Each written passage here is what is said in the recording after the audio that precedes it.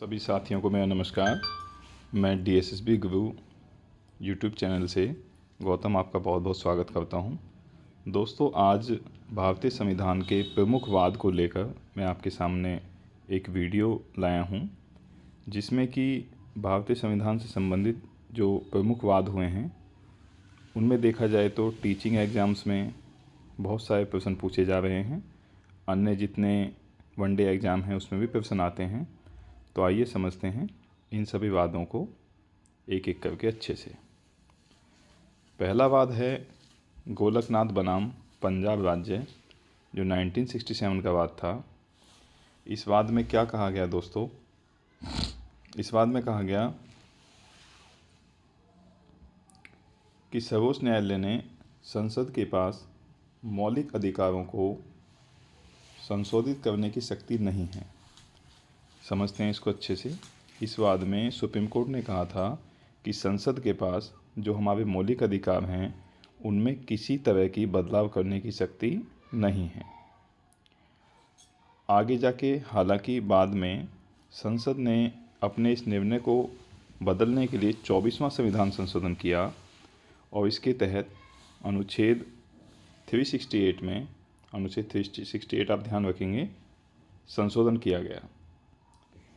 आइए जानते हैं दूसरे वाद के बारे में, जो कि है केशवानंद भारतीवाद 1973। ये अपने आप में एक बड़ा ही हिस्टोरिकल डिसीजन था। जो सुप्रीम कोर्ट ने क्या कहा इसमें कि सुप्रीम कोर्ट ने स्थापित किया कि संसद संविधान के किसी भी हिस्से में संशोधन कर सकती है।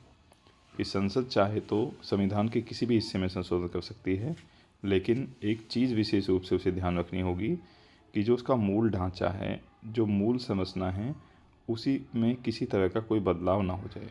मतलब मूल संरचना को छोड़ के संसद संविधान के किसी भी हिस्से में संशोधन कर सकती है।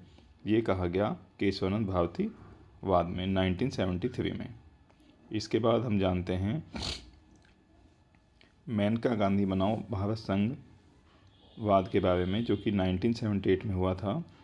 इस वाद में क्या कहा गया कि जीवन और व्यक्तिगत स्वतंत्रता के अधिकारों को व्यापक रूप से परिभाषित किया गया इसमें, और बताया गया कि सुप्रीम कोर्ट ने माना कि किसी भी व्यक्ति को कानून द्वारा स्थापित प्रक्रिया के अलावा किसी भी तरह से उसके जीवन या व्यक्तिगत स्वतंत्रता से वंचित नहीं किया जाएगा।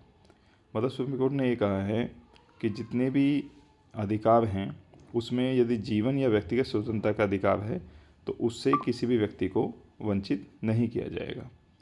इसके बाद अगला वाद आया शोएब खत्री बनाम दिल्ली पुलिस 1981 में। इस मामले में न्यायालय ने बताया कि किसी व्यक्ति को पुलिस द्वारा दंडित नहीं किया जाएगा, भले ही उसने किसी कानून का उल्लंघन किया हो। ये जो निर्णय था ये संविधान के अनुच्छेद 21 के तहत व्यक्तिगत स्वतंत्रता की रक्षा के संबंध में बनाया गया था। आइए जानते हैं अगले के बारे में, इंदिरा साहनी बनाम भारत संघ 1992।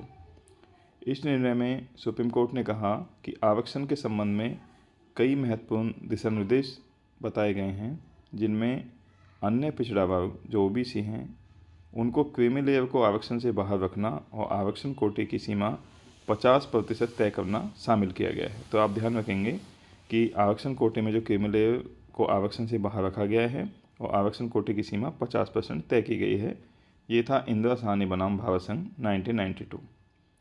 ये सभी बात जो आपको मैंने बताए हैं, आप इनको विशेष रूप से ध्यान रखेंगे और इनसे लाभ उठाएंगे। दोस्तों, इसी तरह की और भी वीडियो मैं यूट्यूब पर अपलोड करूँगा, तो आप मेरे चैनल को जो लाइक करें, सब्सक्राइब करें, ताकि रोज़ जो वीडियो अपलोड की जाएंगी उनका लाभ अच्छे से उठा सकें, उन्हें समझ सकें। Thank you.